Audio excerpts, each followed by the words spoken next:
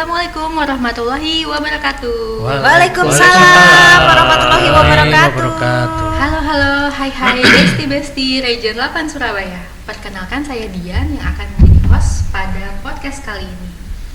Oke, tema podcast kita kali ini yaitu Growthcast, sharing tentang pertumbuhan bisnis. Apa sih Growthcast itu?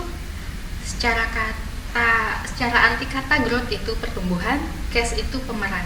Jadi kita di sini akan membahas pemeran-pemeran dalam pertumbuhan bisnis. Nah, salah satunya yaitu tabungan. Oke, makanya podcast kita kali ini yaitu Growthcast, sharing pertumbuhan bisnis tentang tabungan.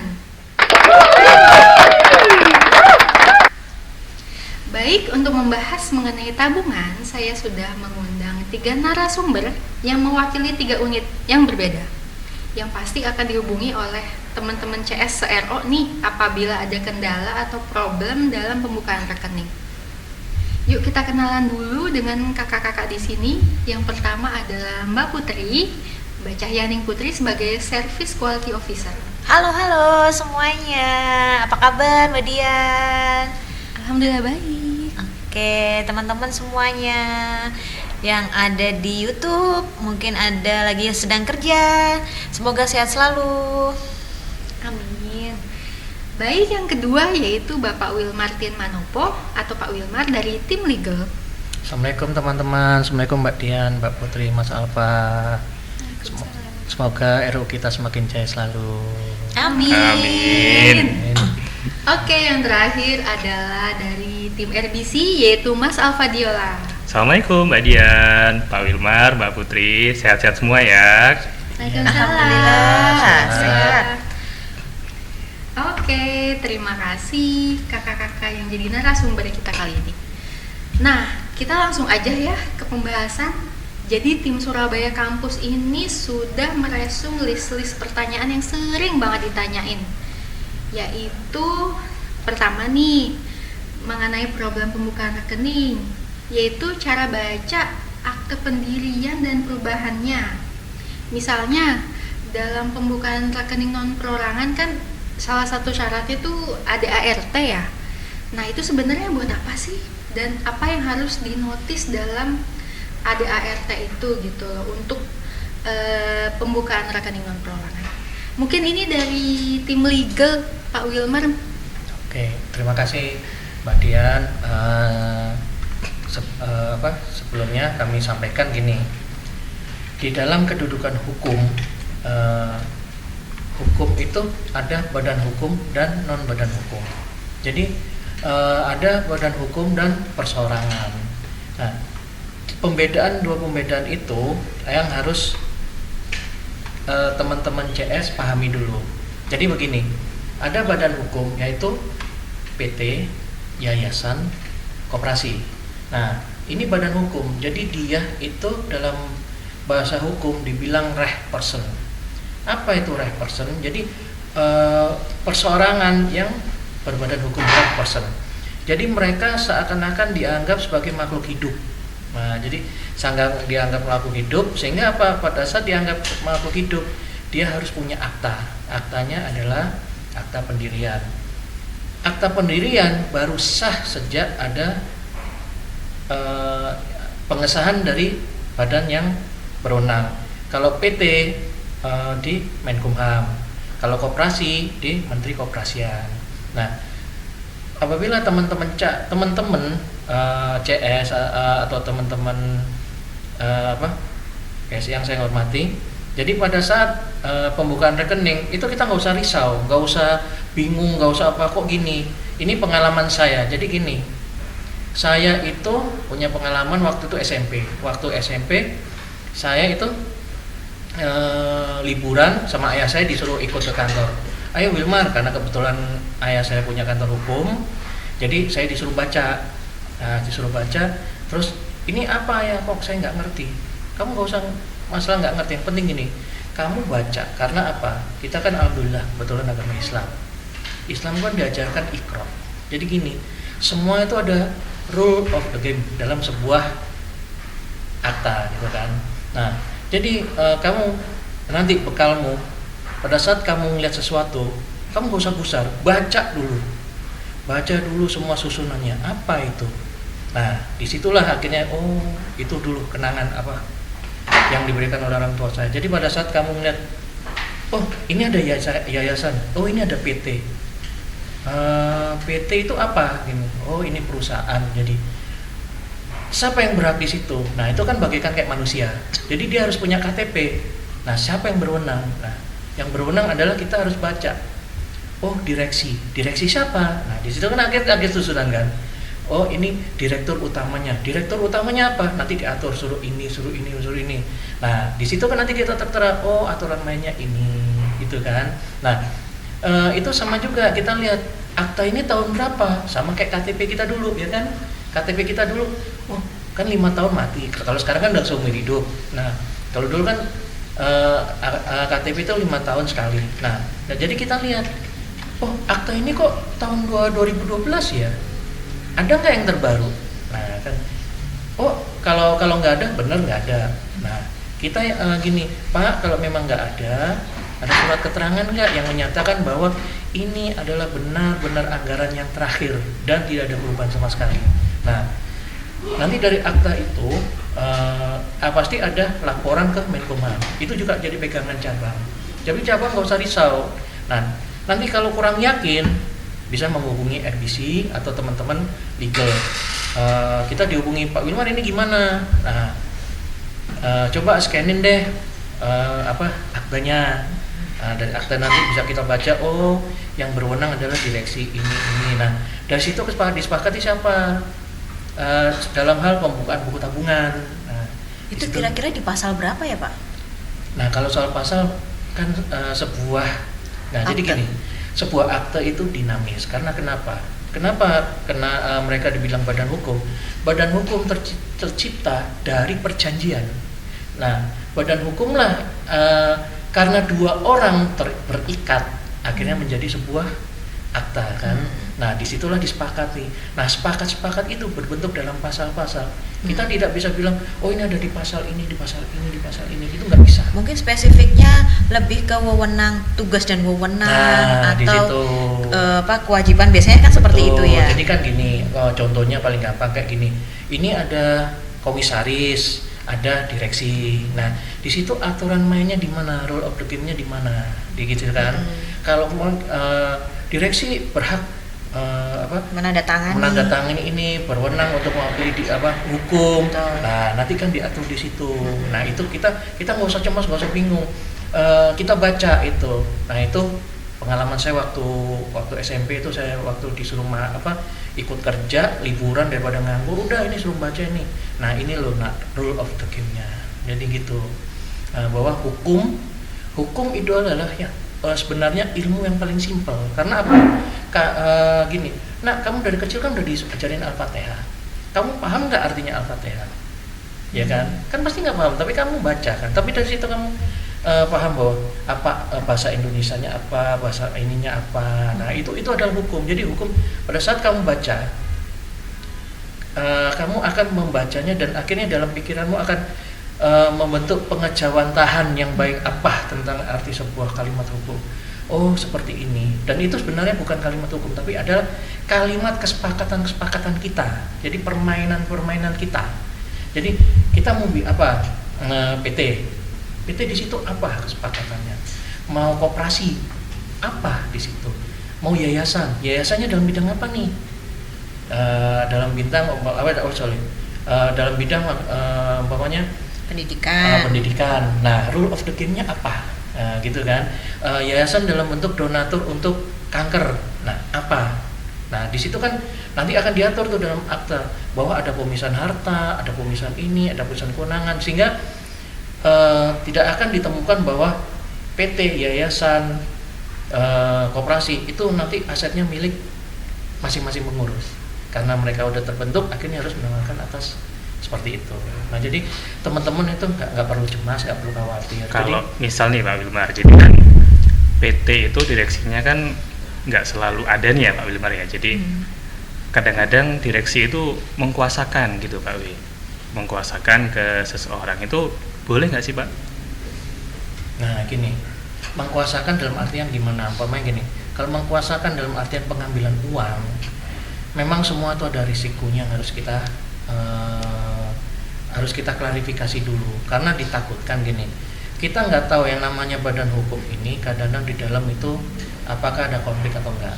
Nah, jangan sampai teman-teman menerima gini, oh Pak, ini udah ada surat kuasanya Pak. Nah, surat kuasanya itu berlaku terus, harus diverifikasi terus ya itu ya. kalau bisa berlaku sekali aja. Sekali Oke. penarikan. Sekali penarikan. Oke. Jangan sampai nanti ini nggak ada tanggal batas waktunya, nggak ada apa, kita nggak tahu nih. Jadi dibuat spesifik gitu ya di Iya, suratnya. spesifik ini, hari ini tanggal ini nama si ini berdasarkan KTP ini mengambil sebesar 100 juta. Nah itu, atau spesifik gimana, tapi kita juga ya mau gimana ya, memang kadang gini, bank itu adalah sebuah pelayanan yang jadi masyarakat dengan pelayanan yang lebih baik dia akan mengambil itu. Cuman kan di sisi pelayanan kita juga harus mencoba hati-hati gitu kan. Betul. Apa salahnya kita klarifikasi gitu kan, klarifikasi, Pak apa betul ini Kita selalu konfirmasi gitu konfirmasi, klarifikasi bahwa apa betul ini ada pengambilan atau tidak gitu. Karena apa, untuk jaga-jaga jangan sampai kita terlena gitu. Intinya ikro dan verifikasi intinya itu ya. Hukum, saya itu pengalaman saya waktu masih itu. Jadi hukum adalah hal yang simpel. Makanya waktu saya lulus SMA, bapak saya udah menutup kamu nggak boleh kuliah dimanapun kecuali hukum. Karena itu hukum adalah hal yang sebenarnya adalah yang keseharian. Kamu di RT pun pasti akan, jadi gini, sebelum ada norma hukum pasti ada norma kesopanan, norma kesusilaan. Nah itu apa? Itu kan hukum yang beredar di masyarakat dan harus kita taati. Cuman dia terbentuknya dalam bentuknya tersirat, bukan tersurat. Nah tersurat itu apa? Norma agama dan norma hukum negara gitu. Nah kalau yang dua ini kan norma kesopanan, kesusilaan kan tidak tertulis. Itu udah ada di masyarakat. Jadi hukum adalah hal yang sebenarnya simpel gitu. Tapi di lapangan itu seringkali Pak Wil ada nasabah-nasabah yang pergantian pengurus karena cekcok. Nah, gitu. Nah, tapi pengurus yang pertama itu tidak mau melakukan tanda tangan. Sedangkan pada kenyataannya di perusahaan tersebut itu sudah berganti. Nah, itu tuh kayak gitu tuh gimana? Nah, di sini tuh ada sikap kita perusahaan ini sebagai bank. Ada memang klausula di bank yang kalau kita teman-teman CS nih lihat pada saat mereka aplikasi pembukaan itu kan ada di situ tertulis apabila sengketa bank sewaktu-waktu bisa memblokir. Memblokir ya, bukan menutup ya. Beda menutup sama memblokir.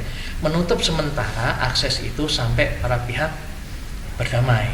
Karena apa? Takutnya kalau kita biarkan itu nanti diambil, kita ada sanksi tersendiri, nggak diambil kita ada sanksi sendiri. Tapi ada juga teman-teman perbankan dia meminimalisir dengan tidak menggunakan klausula itu. Karena apa? Dia nggak mau ikut campur. Ada bank juga yang seperti itu. Jadi dia itu kan internal mereka, kita nggak ikut campur. Selama tidak ada gugatan pengadilan yang memerintahkan bank, kita nggak akan nutup. Tapi kalau ternyata mereka ada perintah menutup, yaudah kita tutup. Dasarnya apa? Underlyingnya seperti ini. Nah, itu kembali dari masing-masing unit bisnis bagaimana menyingkapi keputusan itu. Karena apa? Saya pernah menghadapi waktu itu di Denpasar. Jadi ada rekening pengemburusan masjid. Nah waktu itu saya bersikeras bahwa enggak, ini mau saya tutup. Loh Pak, kalau ditutup nanti kalau ada yang meninggal dananya saya ngambil dari mana? Terus kalau ada acara-acara masjid dananya di mana? Ya sudah kalau gitu kalian damai. Ya nggak bisa Pak, ya namanya sebuah organisasi pasti ada perseteruan. Nah sekarang aturan mainnya mau kalian buat gimana? Udah gini aja deh Pak, walaupun kita diantara pengurus ini saling bertengkar, tapi kalau untuk pengambilan keuangan udah kita sepakati semuanya ngumpul tanda tangan. Udah ya, rule-nya gitu ya, aturan yang kalian ciptakan seperti itu ya. Ya udah nggak apa-apa, kita bikin aturan mainnya seperti itu, gitu kan. Jadi mereka duduk bersama, kita tanda tangan bersama, jadi sehingga teman-teman CS di warning apabila ada rekening ini mau ngambil, ini loh ya aturan mainnya, karena mereka udah menyepakati itu sampai mereka berdamai. Apabila mereka tidak berdamai, bank nggak mau ikut campur dan bank tidak akan mengeluarkan mengeluarkan spesial. spesial di situ. Jadi Oke Pak Wil, balik ke akte lagi ya. Di situ kan akte itu kan nanti endingnya tuh siapa yang berhak tanda tangan di KCTT sama berhak bertransaksi menggunakan tabungan itu kan. Nah di ADRT itu di bagian tugas dan tanggung jawab pasti akan terstate gitu ya. Misal di pengurus yayasan nih ada pengawas, pengurus dan pembina. Ya. Terus kalau di PT itu ada direktur dan komisaris. Itu berarti akan di state gitu ya. Siapa yang berhak melakukan tanda tangan. betul, ya. Seperti itu Mbak. Nah, apabila ada yang misal di pembina dia tidak ada tugas untuk melakukan tanda tangan gitu, tapi pembina itu mau gitu, itu bisa nggak sih Pak Wil? Nah, masalah gini, mau bukan masalah mau tidak mau. Sekarang gini, di akta itu tegasannya bagaimana sehingga jangan sampai ada istilahnya apa ya, kayak gaduh. Kalau gaduh-gaduh enaklah kita makan, tapi kalau itu percampuran kewenangan ini apalah, kalau seperti ini wah ini bahaya juga gini, apalagi kalau itu mereka punya sebuah pinjaman di bank kan, wah ini tanda tangan ini boleh, ini sebenarnya gimana sih ya, badan hukum ini gitu loh, kok nggak ada ketegasan. Nah, kan takutnya nanti yang kasihan kan anggotanya, karena apa, organisasi kayak koperasi diciptakan untuk kesejahteraan anggotanya. Nah sedangkan para yang apa namanya istilahnya iuran anggota yang dikumpulkan, habis itu yang ini boleh ngambil, ini kan jadi bingung juga kan. Jadi kita juga sebagai bank itu juga harus tegas juga. Karena apa? Jangan sampai bahwa di aktanya berbunyi gini, kok bank membiarkan ini, loh bank kok boleh ini, bank kok boleh itu. Nah kan akhirnya apa?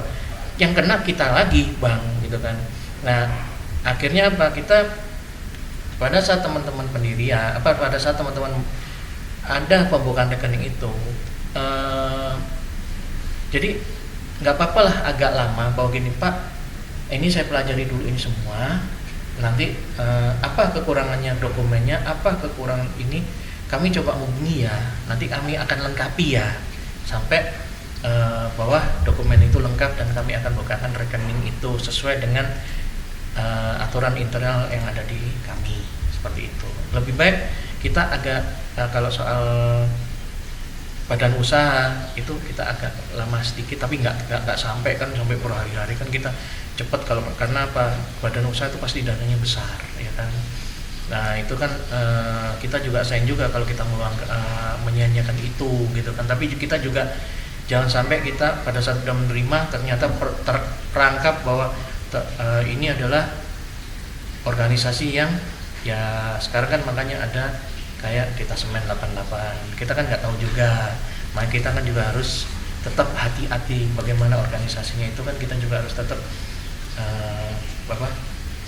berhati-hati sesuai dengan posisi kita di bank itu. Jadi kita tetap harus menyaring, bagaimana kita harus tetap menyaring biar lebih aman gitu bagi bank. Nah, mengenai tadi udah sempat disinggung sedikit, ini pembukaan rekening oleh perkumpulan. Misal nih, perkumpulan itu kan pasti nggak ada legalitasnya ya. Itu bagaimana ya, Pak Wil? Misal perkumpulan laki-laki ganteng se-RO atau se-Surabaya. Terus sekarang Taruna RT 1 RW 100. Pembukaan rekening masjid. Itu gimana Pak Wil? Nah, gini. Perkumpulan kalau kita mau aman, kita memang harus tetap mereka itu punya anggaran. Jadi mereka mengurus ke notaris, mereka membuat aturan main bahwa kami adalah Karang Taruna dengan ini Karang Taruna RT berapa RW berapa yang di dalamnya di situ ada UMKM. Nah UMKM itu seperti apa? Pasti kan akan dikelola. Nah di situ aturan main harus tegas. Karena apa? Kalau kita sama kayak gini, orang itu datang ke bank, terus identitasnya siapa yang mau dia pakai nih? Nah kalau ada perpecahan susah. Nah nggak semua perkumpulan itu tidak berprosedur dengan baik. Contohnya kayak umpamanya gini, ada umpamanya perkumpulan kayak umpamanya contohnya kayak Pencaksilat atau apa, dia organisasinya juga dia udah tersusun baik, udah tersusun rapi, anggaran dasarnya ini, anggaran rumah tangganya ini. Nah, sehingga pada saat mereka mengadakan menerima murid, menerima apa, bahwa ini adalah mereka kan pasti harus memiliki tabungan. Nah, tabungan itu digunakan untuk bagaimana mereka bisa membesarkan organisasi bela diri ini. Itu mungkin salah satu contoh, atau salah satu contoh lain bisa juga perkumpulan organisasi. Kalau kayak kemahasiswaan itu kan cuman kayak hima, itu kan memang organisasi kampus, cuman apa. Tapi yang kami pastikan di sini, masjid pun itu bukan perkumpulan. Biasanya mereka menciptakannya itu yayasan. Biasanya yang saya tahu itu yayasan. Jadi contohnya kayak masjid di kampung kami itu pakainya yayasan. Kenapa yayasan? Karena kan bersifat sosial. Jadi uang yang ada di masjid terkumpul untuk kegunaannya untuk sebesar-besarnya untuk umat. Jadi di situ ada susunan pembina, pengurus di situ. Memang kita harus hati-hati. Jadi perkumpulan ini bagaimana toh perkumpulan itu dengan akta itu apakah mereka sahkannya di mana? Bisa di pengadilan negeri setempat gitu kan. Jadi bisa kayak firma, CV itu sama. Jadi akte notaris yang disahkan di pengadilan negeri setempat. Jadi contohnya kayak firma hukum. Nah, itu kan kedudukannya firma hukum itu individu menjadi satu kelompok firma hukum. Nah, disinilah nanti pertegas pada saat membentuk perikatan dengan bank, siapa yang paling bertanggung jawab, rentengnya siapa, nanti akan diatur di akte itu, aturan mainnya seperti itu, sehingga bank mau melakukan pengikatan. Gitu. Contohnya juga kayak notaris, apakah notaris juga perkumpulan? Kan nggak bisa dibilang gitu. Notaris kan organisasi profesi. Nah, apakah dia juga butuh akte bahwa ini adalah notaris gitu? Kan ya nggak mungkin kan akte PPAT ini kan, karena mereka udah disumpah oleh negara. Nah, gitu kan. Nah, di situ nanti aturan mainnya gimana? Itu bisa kita lihat yang udah diatur di anggaran dasar. Enggak, kalau di internal kita SE ya. SOP. SOP, surat edaran SPP legal atau pembiayaan dana. Di situ kan udah diatur biasanya. Kita tinggal teman-teman bisa istilahnya membaca, apabila kurang mengerti nanti bisa menghubungi teman-teman di Kanwil, di region gitu aja. Aku nambahin dikit ya. Iya, oke. Silakan Mas Alfa. Aku sepakat sih tadi Pak Wilmar itu. Jadi memang segala sesuatu itu harus ada anggarannya ya, anggaran dasarnya. Tapi kalau memang misalnya tadi mau dibuatin rekening cowok-cowok ganteng region 8 gitu kan. Nah, sebenarnya kalau mau simple ditunjuk aja salah satu nih siapa ketuanya, misalnya ketuanya Pak Wilmar gitu kan, misalnya kan ketuanya gitu kan, itu kita pakai aja rekeningnya Pak Wilmar gitu sebagai gitu ya? Iya, rekening Pak Wilmar gitu, kita tunjuk nih sebagai ketuanya gitu. Nah, nanti kalau misalkan tuh kepengurusannya setahun nih misalkan, nanti setelah setahun tutup buku, dilakukan pemilihan lagi siapa, nanti ganti lagi untuk rekeningnya. Jadi kalau aku sih lebih ke arah gitu. Tapi memang aku setuju tadi yang disampaikan Pak Wilmar, memang harus ada anggaran dasarnya yang di awal. Tapi kalau memang nggak mau ribet, ditunjuk aja nih salah satu siapa nih ketuanya atau siapa yang bendaharanya untuk memegang keuangan itu. Gitu sih Mbak Dian. Nah, itu repot kalau orang yang meninggal gitu. Enggak, repotnya itu kalau si nasabah yang ada di lapangan itu seringkali menginginkan nama di rekeningnya adalah Karang Taruna RT berapa, kan nggak boleh tuh. Di aturan di manajemen kita kan memang nggak boleh ya kalau misalnya seperti itu. Nama misalnya Wilmar N Putri seperti itu. Tapi si nasabahnya nggak mau tuh. Nah, kayak gitu tuh gimana maunya? Pokoknya kalau saya maunya adalah Karang Taruna RT 15, Mbak. Saya maunya kayak gitu. teman-teman CS sudah menyarankan bahwa Bapak ini untuk pembukaan rekening atas nama Bapak aja loh Pak. Kalau misalnya nggak ada anggaran dasar ataupun maksud akte notarisnya atau seperti apa gitu ya, kelengkapan persyaratannya gitu atas nama Bapak dan Mas yang satunya, misalnya wakil dan ketuanya seperti itu. Oh nggak bisa Mbak, itu saya harus namanya tetap Karang Taruna RT 15, kita mintanya namanya sesuai itu. Padahal sudah diarahkan sama teman-teman CS untuk namanya adalah nama si ketua sama wakil. Itu sih yang sering terjadi di lapangan seperti itu. Jadi namanya memang harus sesuai dengan keinginan nasabah. Namanya juga nasabah ya, keinginannya jadi macam-macam. Kalau kita sih memang mungkin udah tahu arahannya ke situ. Oh ya udah, daripada ribet, saya ribet nih sebagai CS gitu, kamu juga ribet, yaudah di atas namain N aja gitu. Jadi dua-duanya datang tanda tangan. Namun ternyata ada lagi nih case keinginannya si nasabah, bahwasanya dia maunya pakai nama masjid gitu, atau nama Karang Taruna, atau nama perkumpulannya, perkumpulan BTS gitu. Kan nggak boleh tuh di kita. Nah seperti itulah. Army. Kayak gitu. Maksudnya case-case kalau di lapangan tuh sering terjadi seperti itu. Jadinya itu yang membingungkan kita semua, sehingga nggak ada keputusan gimana sih ini aku harus membukakan rekening yang mana. Nanya si A, jawabannya C, nanya si B, jawabannya J, kayak gitu. Itu yang sering kali ngeblunder di teman-teman frontline, itu aja. Ya, gini Mbak Putri. Kalau seperti itu kita tinggal menjawab gini, Pak, sebelumnya kami terima kasih karena Bapak telah memilih bank kami sebagai penempatan dana, tapi kami sebagai bank juga perlu menginformasikan kepada Bapak kenapa kami tidak membolehkan seperti ini, karena demi keamanan dana Bapak di masa yang akan datang. Bayangkan aja kalau seandainya ditaruh di atas nama ini, ternyata nanti di akhir kita nggak tahu kapan ternyata ada blunder atas nama itu bagaimana? Yang merugi siapa gitu kan. Dan itu kami bank apabila ada itu, kami pun nggak akan berani mengeluarkan dana itu. Nah itu kan yang repot gitu kan. Sama kayak contohnya kayak gini, ada banyak orang untuk mengenang seseorang yang sangat berharga, mereka tetap menaruh nama itu di akte pendiriannya, di susunan kepengurusannya akte. Nah, sedangkan orangnya sudah meninggal. Apa ya, orang sudah meninggal tetap masuk di dalam akta? Ya kan, tetap harus diganti gitu kan. Tapi dia bilang, wah takut Pak, namanya istilahnya orang Jawa ya, takut Pak apa, kualat kami. Nah, tapi ini kan bukan masalah kualat nggak kualat Pak, ini masalah sebuah badan hukum. Bagaimanapun kan harus diganti, orang udah meninggal. Nah terus kalau nggak diganti itu bagaimana? Ya kami pun nggak berani Pak, itu kan kadang-kadang. Terus kami bagaimana mengeluarkan dananya kalau masih tetap itu?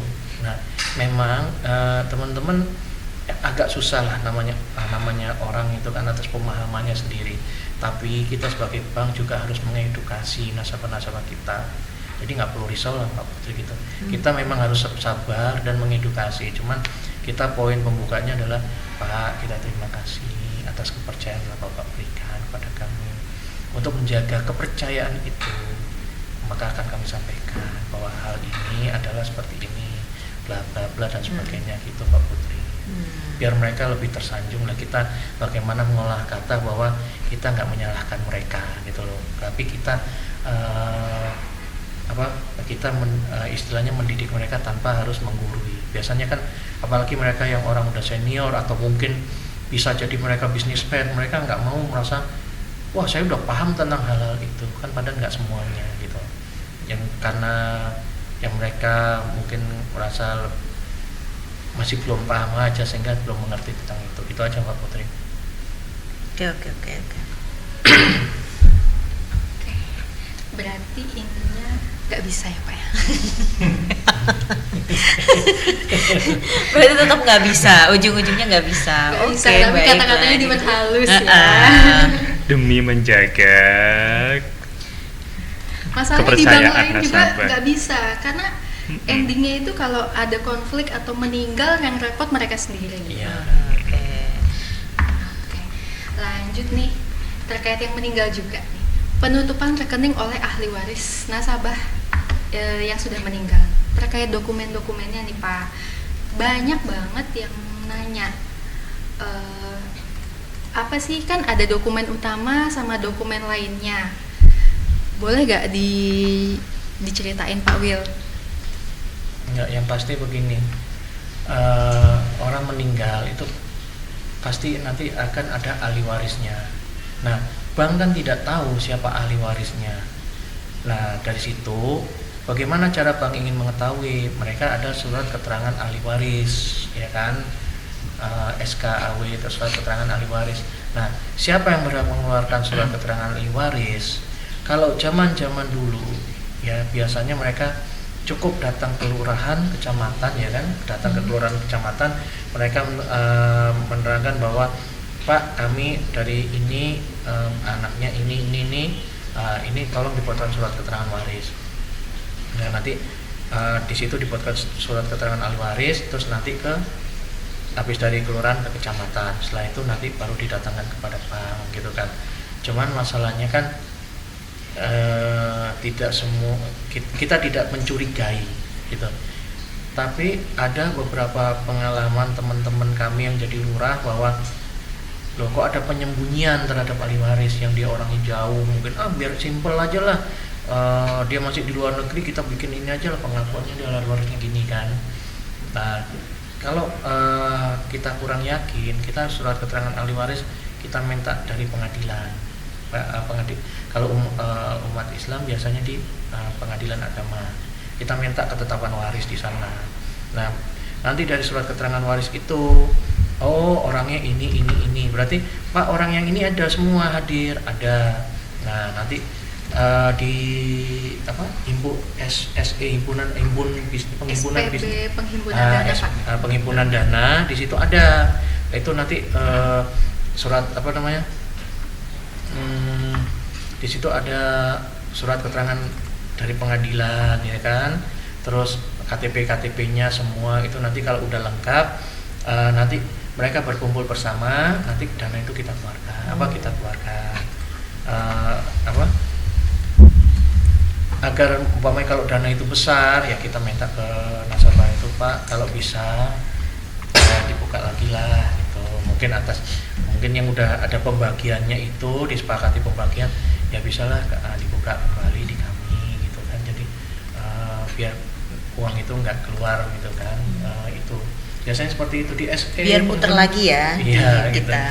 Jadi di SE ada kok. Jadi salah satunya juga di situ ada udah disediain, apabila mereka udah ngambil nanti bank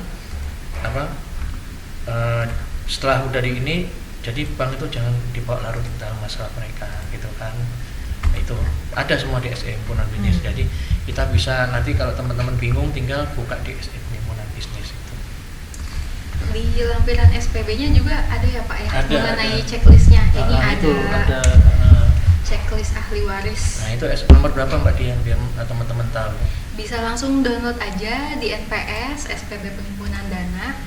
Keywordnya itu ahli waris, sama lampirannya ada checklist dokumen persyaratan ahli waris, teman-teman. Nah, di situ nanti kan ada tanda tangan pejabatnya ya juga ya. Ada Pak. Jadi di sini harus ada approval BM ya, teman-teman. Jangan lupa, jangan ditanggung sama teman-teman CS itu sendiri. Terus apabila ada problem atau yang lebih pelik dari ini, mungkin bisa langsung nanya tim legal ya. Ya, Pak Wil siap 25 Siap jam ya. Pastinya. Kan ada masalah Pak. Mas Alfa juga pasti. Aku senior RBC. Oke. Nah, sebelum lanjut ke pertanyaan berikutnya, ada yang mau masuk dulu nih, iklan gembira.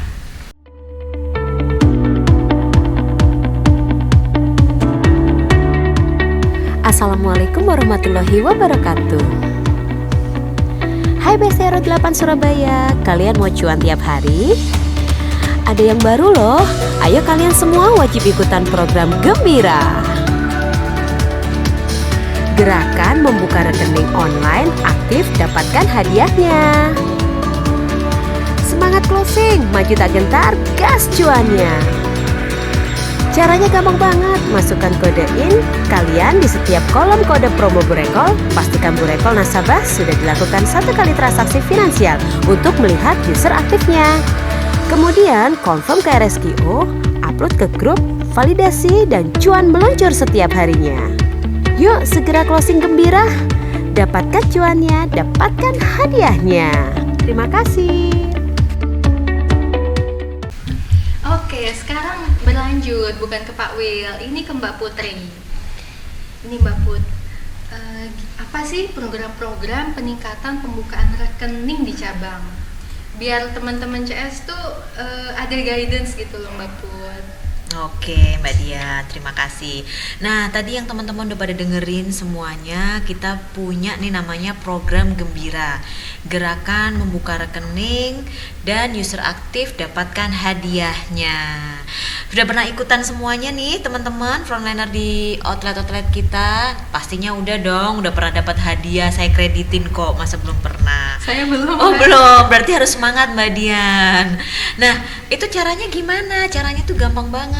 Sekarang kan kita lagi gencar-gencarnya nih ya untuk pembukaan rekening yang namanya Burekol. Teman-teman di cabang juga udah pada pinter-pinter nih, harus Burekol, dikit-dikit Burekol. Nggak ada lagi nih yang langsung datang ke cabang. Bahkan teman-teman CS nih udah kalah sama security Mbak Dian. Teman-teman security tuh langsung menghadang namanya nasabah, langsung ditanyain. Mentang-mentang security tuh udah garda terdepan. Nah, Betul-betul. sering kali saya muter ke cabang, Pak gimana Pak Burekolnya, aman Bu, gitu kan.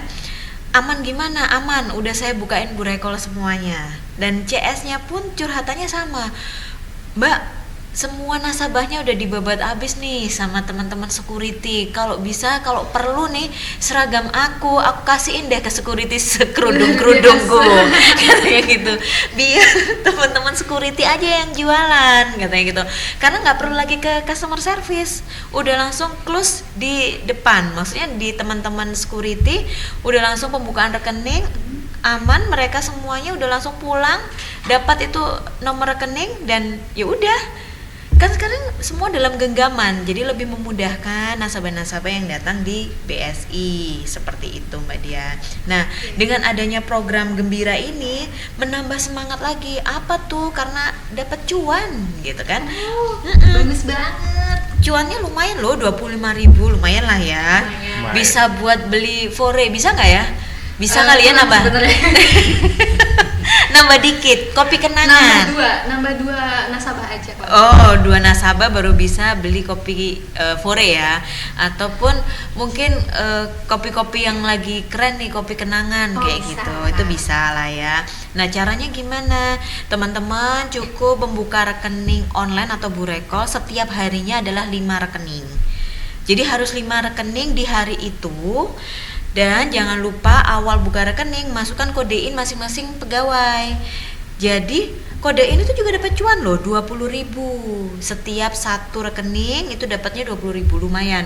Dari kita 25.000, dari kantor pusat langsung dapat 20.000. Jadi kalau misalnya di total teman-teman bisa closing 5 rekening sekaligus di dalam satu hari tersebut bisa dapat 125.000.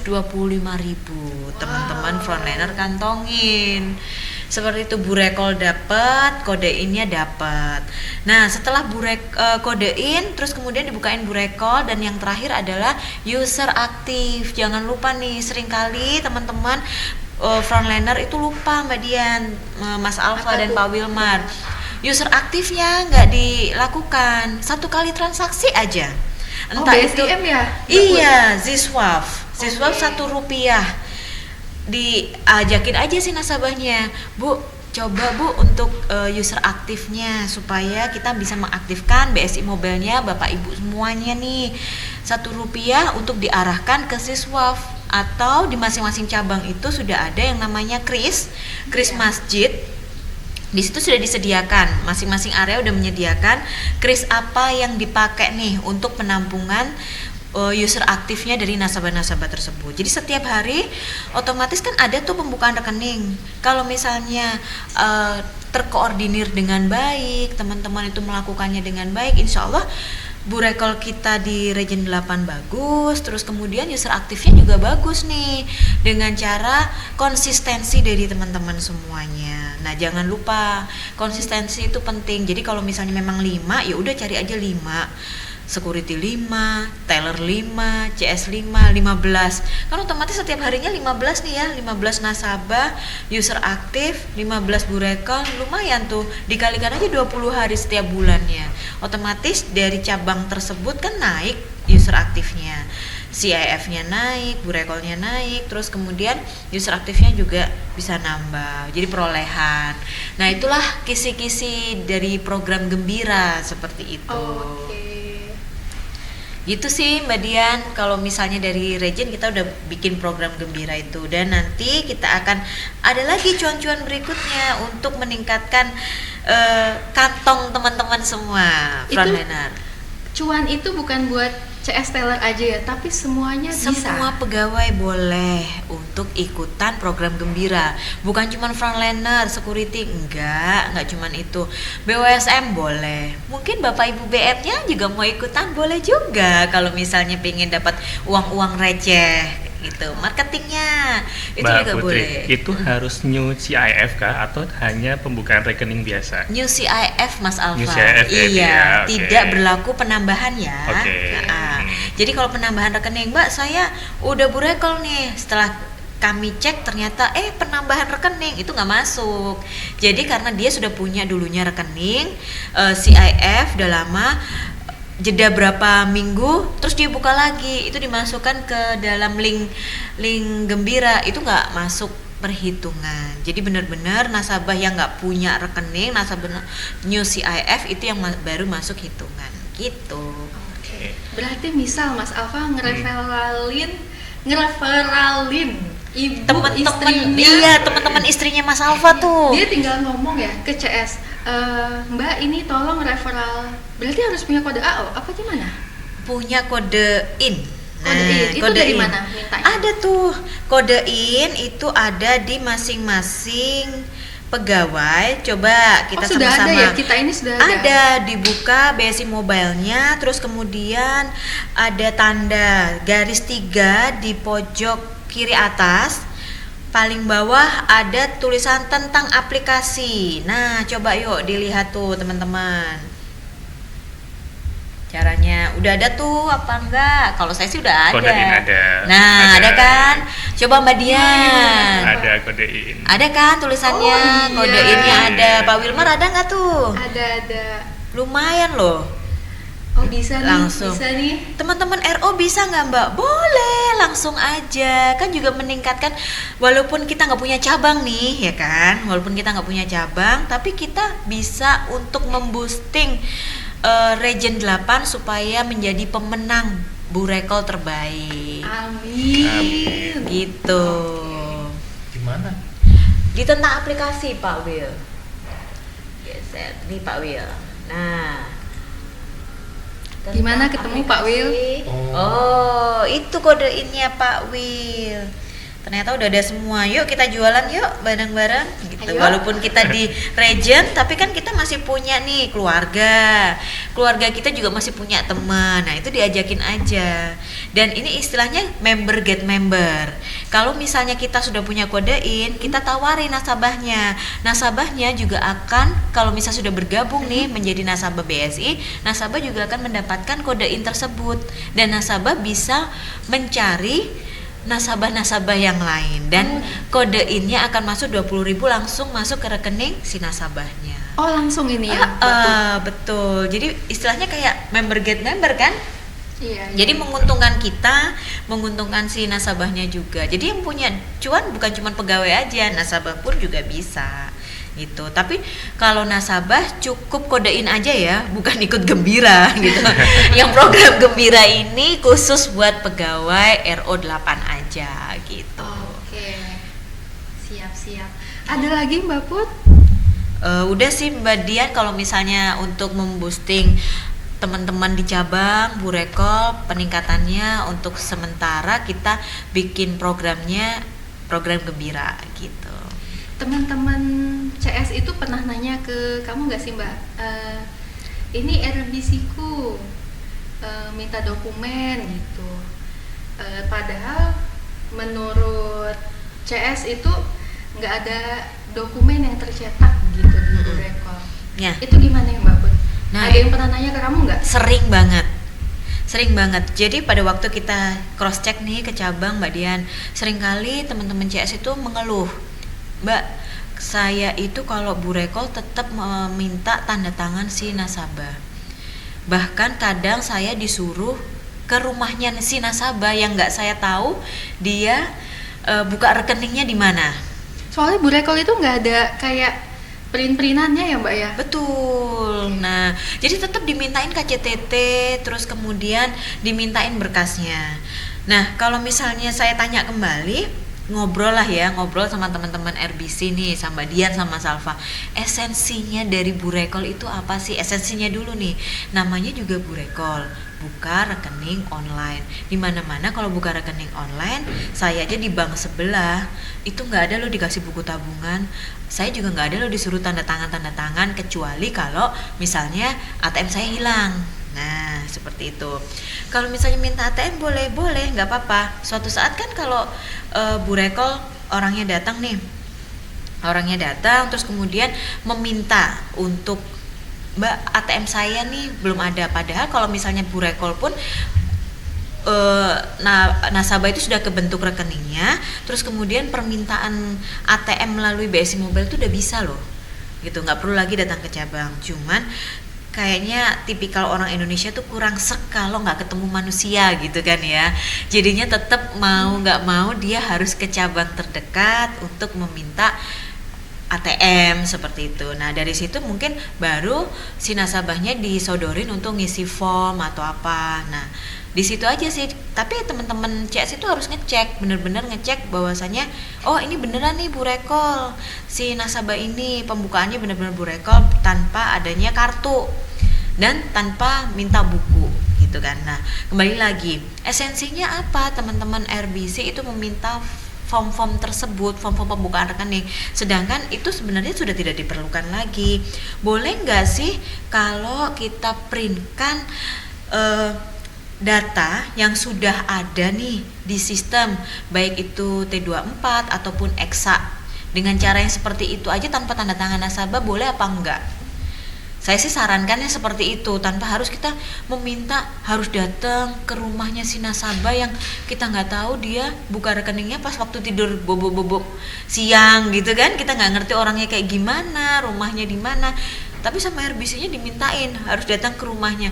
Terus buat apa kita namanya buka Burekol kalau misalnya harus ketemu sama nasabahnya, meminta tanda tangan dan aplikasi-aplikasi tersebut ditandatangani sama si nasabah. Itu saya sih sharingnya itu aja sih Mbak Dian. Mungkin kita harus duduk bareng ya.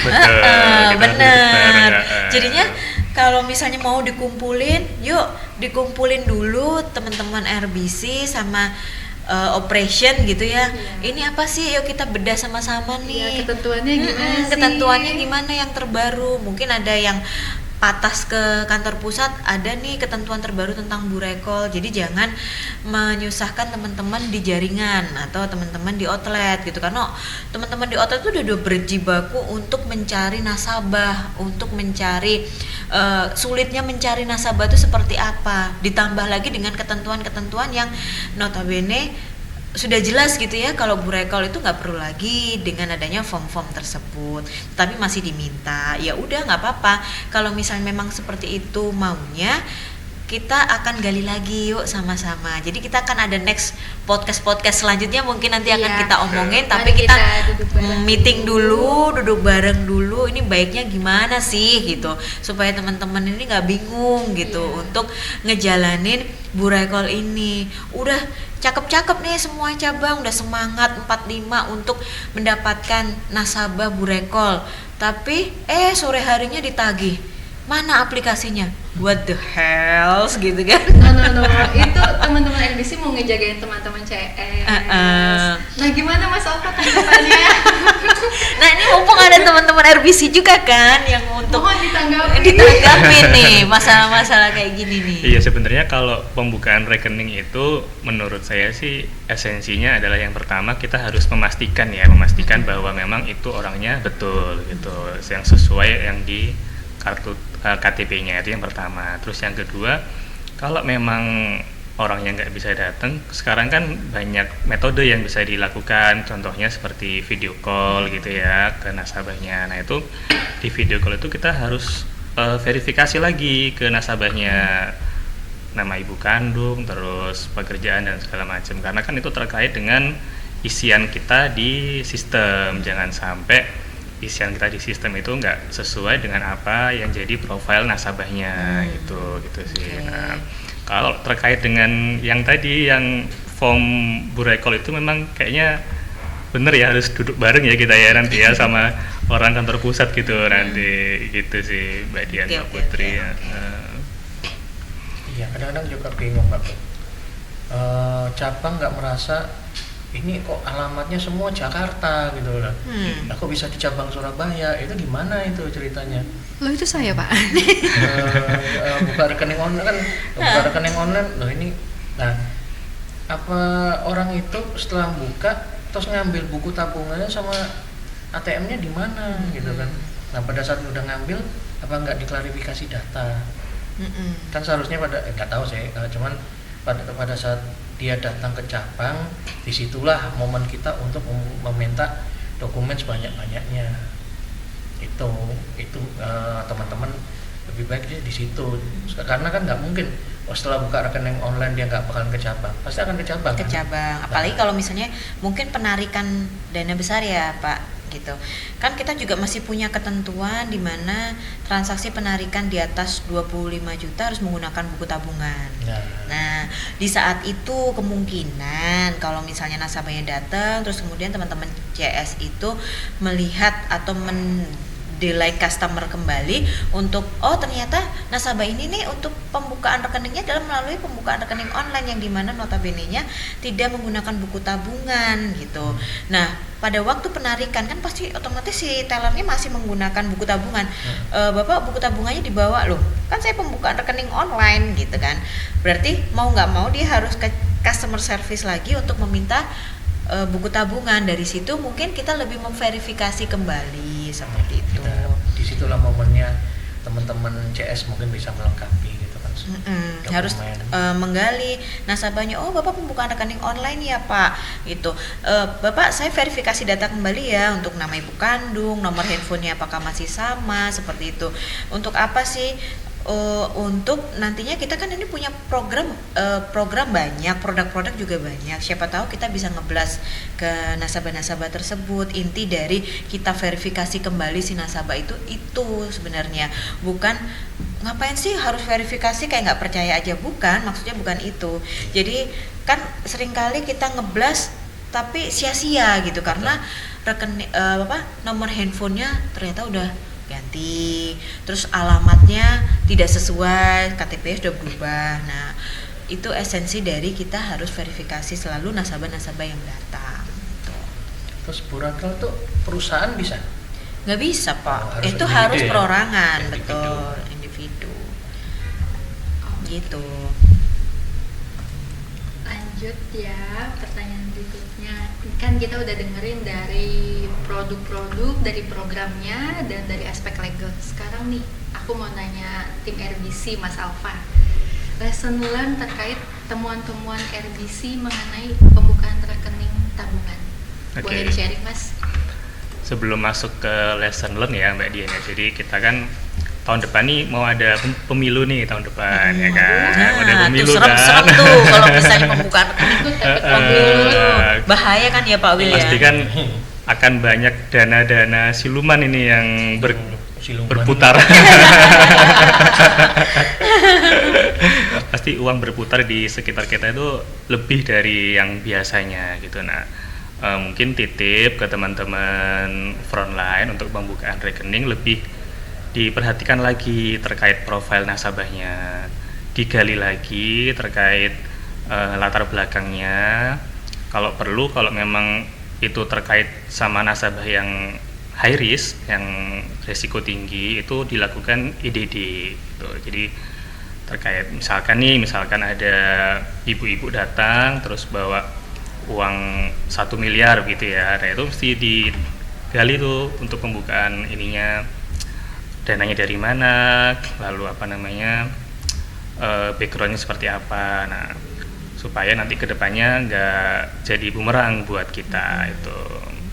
Terus kalaupun memang nasabah itu sudah jadi nasabah kita, kalau memang itu buka di cabang lain, tetap harus kita EDD gitu. Jadi tetap harus kita kita lakukan verifikasi ulang kalau misalkan dia mau buka rekening gitu.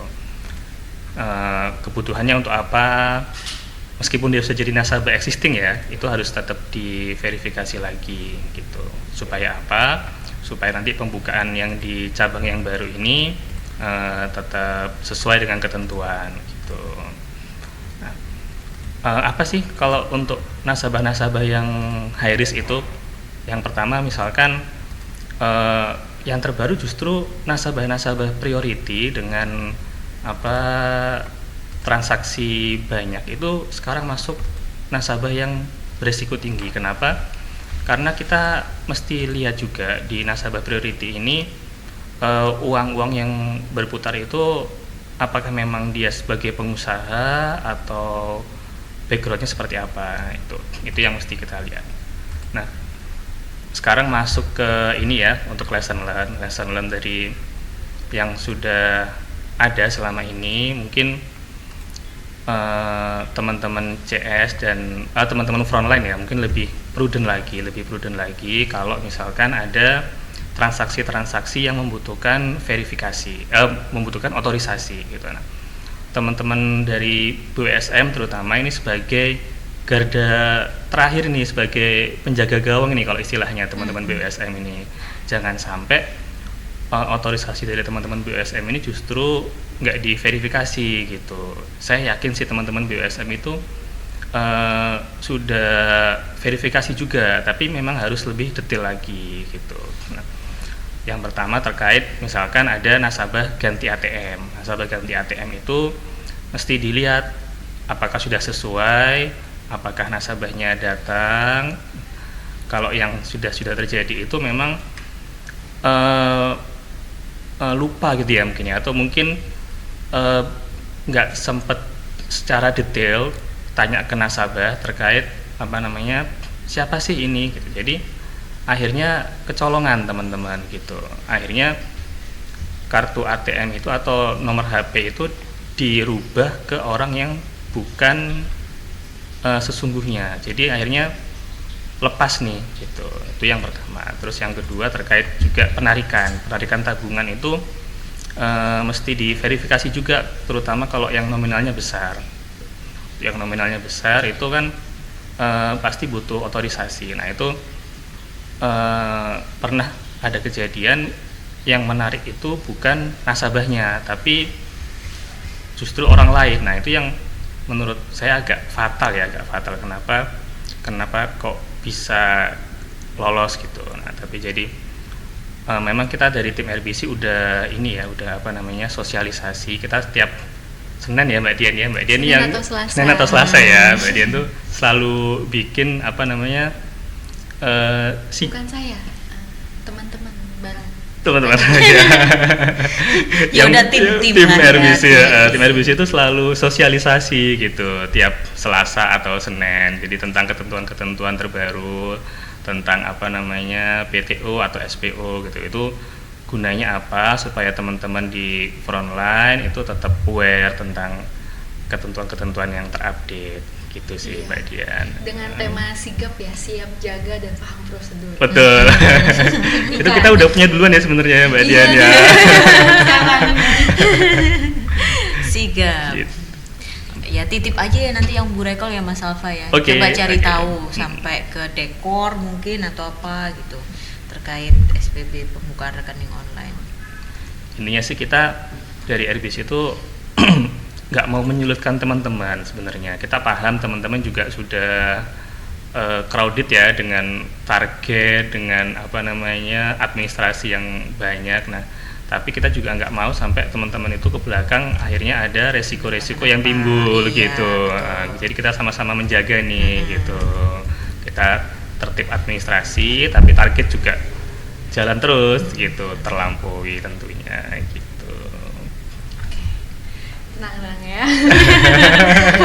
mulai panas. Oke. Ada penampilan dari Mas Kiki. Oke. Kita lihat sama-sama.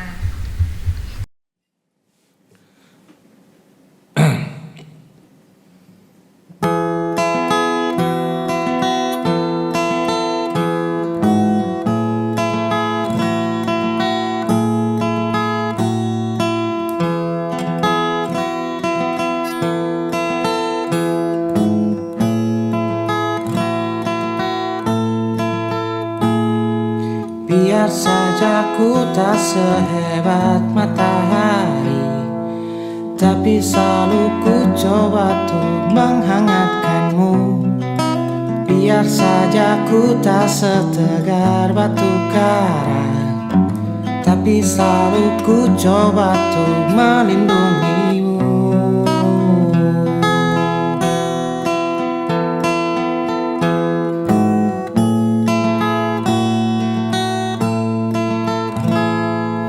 Biar saja ku tak seharum bunga mawar, tapi selalu ku coba untuk mengharumkanmu. Biar saja ku tak seelok langit suri, tapi selalu ku coba untuk mengindahkanmu. Ku pertahankan demi kehormatan bangsa, ku pertahankan demi tumpah darah semua pahlawan-pahlawanku. Merah putih teruslah kau berkibar, ujung tiang tertinggi di Indonesiaku ini. Merah putih teruslah kau berkibar, di ujung tiang tertinggi di Indonesiaku ini. Merah putih teruslah kau berkibar, ku akan selalu menjagamu.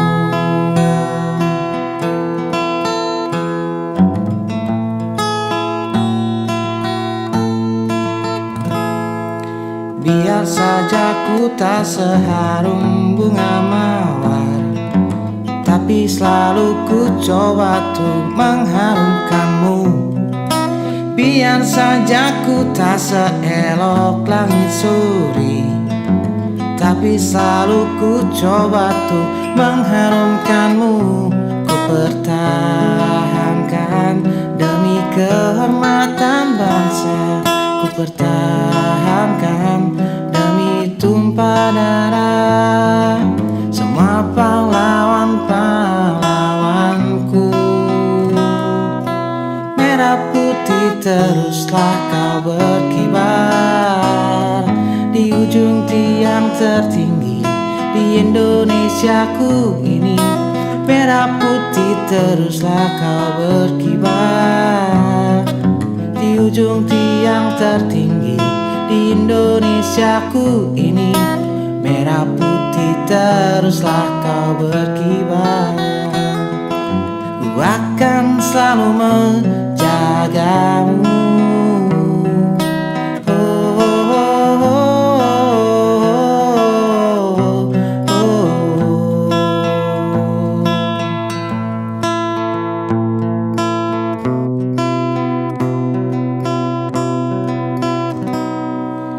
Merah putih teruslah kau berkibar, di ujung tiang tertinggi di Indonesiaku ini. Merah putih teruslah kau berkibar, di ujung tiang tertinggi di Indonesiaku ini. merah putih teruslah kau berkibar di ujung tiang tertinggi di Indonesiaku ini. Merah putih teruslah kau berkibar, ku akan selalu menjagamu.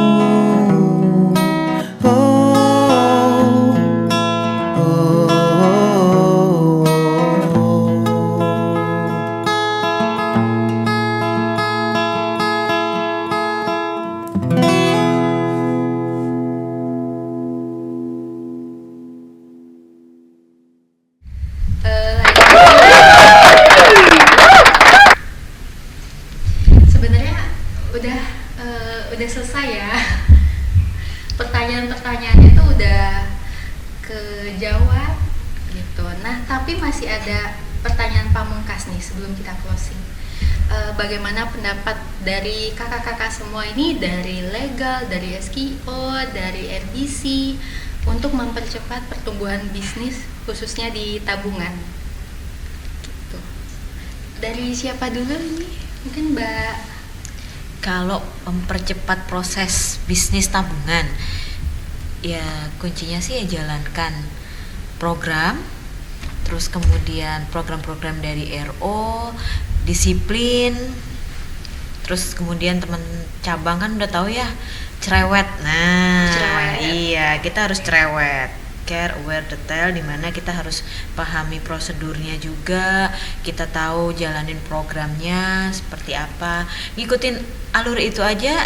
Insya Allah kita bisa tumbuh kok. Sekarang aja udah kelihatan nih Surabaya udah mulai merangkak naik kan, baik dari tabungannya, pembiayaannya, terus kemudian user aktif ataupun mungkin burekolnya, itu semua sudah sedikit demi sedikit merangkak naik karena itu tadi teman-teman di jaringan, teman-teman di cabang itu sudah mulai aktif, udah mulai care tentang program-program yang sudah dibuat, dijalankan dengan baik, sesuai dengan ketentuan, kemudian tetap semangat. Itu sih deh. Dari Pak Wilmar? Ya, yang pasti tetap semangat, nggak usah risau, dan tetap aman, gitu aja dari kami. Mas Alfa? Sama sih, jadi harus harus tetap semangat, harus detail, dan nggak boleh pantang menyerah.